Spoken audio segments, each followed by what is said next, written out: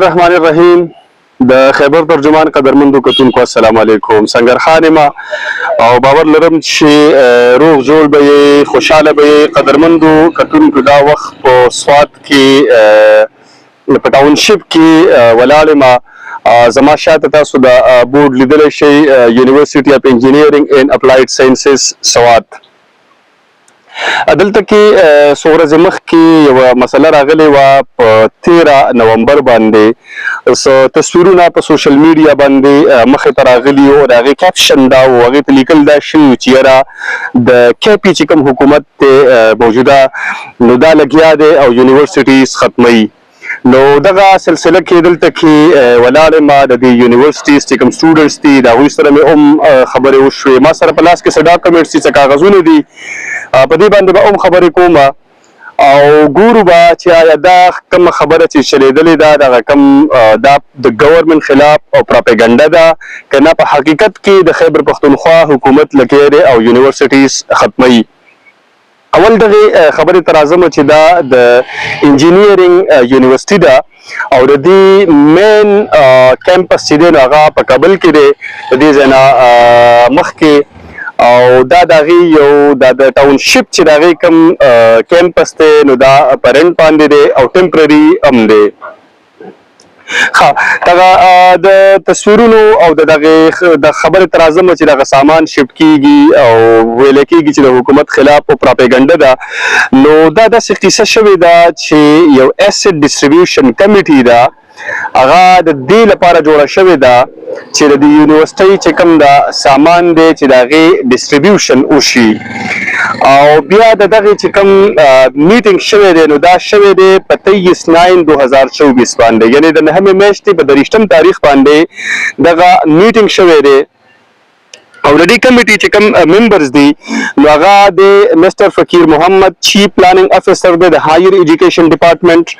ډاکټر قاسم خان دی پروجیکټ ډایرکټر دی د دې کمیټي ممبر دی، پروفیسر ډاکټر سحر نور دی هغه د انجینیرینګ یونیورسيټي رجسټرار دی او د دې کمیټي ممبر دی، مسټر طارق امین هغه پارټیسیپنټ دی او مسټر CR احمد خان هغه سیکشن افیسر دی د دې کمیټي ممبر دی. نو دې کمیټي دا فیصله وکړله چې هغوی د دې یونیورسيټۍ چې کوم دا سامان دی هغه د دې نه شپ کړلی شي هایر ایجوکیشن ډپارټمنټ ته. د میټینګ په دوران کې چې د دې یونیورسيټۍ کوم رجسټرار دی کوم د دې کمیټۍ ممبر دی سحر نور صاحب هغه په دې باندې احتجاج هم کړی دی، د ناراضګۍ اظهار یې هم کړی دی. هغوی وایي چې یونیورسيټۍ ته د مزید سامان ضرورت دی او هغه تاسو لګي زمونږ سامان لرې کوئ. نو دغه هم د دوی یو ابجیکشن و د یونیورسيټۍ یو بل اهم او غټ ابجیکشن دا دی چې تاسو زما په لاس کې کوم د دې کمیټي د منټس وینئ د دې میټینګ نو په هغې باندې چونکې دې کې 3 پارټیز دي، هغې کې یو د هایر ایجوکیشن ډپارټمنټ، یو پروجیکټ دی او یو یونیورسيټي ده. نو هر کله چې څه فیصله کېږي نو په هغې باندې د آل سیګنیټریز او د آل پارټیز سیګنیچرز پکار وي. په دې ډاکومنټ باندې په دې منټس باندې ساين نشته، د هایر ایجوکیشن ډپارټمنټ ساين نشته، د پروجیکټ ساين نشته، د یونیورسيټي ساين نشته دی. نو دا هم یو ډېر کوېسچن مارک دی چې په دې باندې ساين نشته. او بیا سیکشن افسر CR احمد او د سره 3 کسان دي، دوی په 13 نومبر باندې راغلي دي او د دې یونیورسيټي نه دا سامان دوی شفټ کوي چرته کې وړي هغه هایر ایجوکیشن ډپارټمنټ ته وړي. نو ساين په دې باندې نشته دی، ډېر ابجیکشنبل خبره ده. او بله خبره په دې کې اهمه خبره دا ده چې د ما سره یو لیټر دی په لاس کې او دا لیټر چې دی نو سیکشن افسر CR احمد لیکلی دی یونیورسيټي ته او په دې کې دی یوه خبره کوي چې I am directed to refer to the subject noted above and to enclose here with minutes of the meeting of the assets distribution committee held on 23/9/24 at 2 PM under the chairmanship of the chief planning officer higher okay. بهر حال زما دې ځای کې سوال چې زه په څه باندې اوچتوم نو هغه دا دی چې I am directed to refer د سی آر صاحب نه دا سوال دی چې تا ته چا ډایرکشن درکړی دی چیف سیکرټري ته درکړی دی بل چا ته درکړی دی دا خبره د چا په نوټس کې راغلې ده نو لہذا ته دغه خپل وضاحت وکړه نو لہذا یو خدا د چې زما لاس کې چې کوم دا ډاکومنټ کوم لیکل دی ګرامیټیکل مسټیکس پکې ډېر زیات دي داسې چایلډش مسټیکس پکې دي چې هغه د کیپټلایزیشن او د هغه بالکل پکې خیال نه دی ساتلی شوی نو اول خو دا چې دا خو د سیکرټري د سیکشن افسر له سایډ نه لیکلی شوی دی نو لہذا د دغه سيزونو احتیاط پکار دی ګرامیټیکلی پکې زه به دا ووایم چې بلنډرز دي او هغه زه ښودلی هم شمه بهرحال خپل خبرې راټولوم او هغه خبره دا ده چې حکومت خو نو یونیورسټیز ختموي نه د هغوی داسې قسمه څه پلانینګ دی دا بالکل یو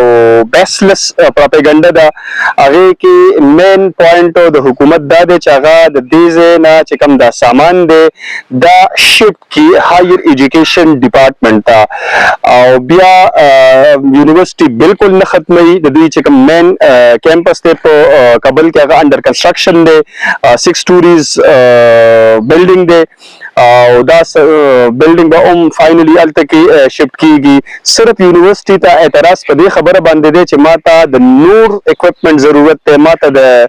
آی ټي اکوپمنټ ضرورت دی ما ته د مزید د فرنیچر ضرورت دی او ته زما نه لګیا دا سامان هم وړي یو د یونیورسټي دا اعتراض دی دویم اعتراض د یونیورسټي دا دی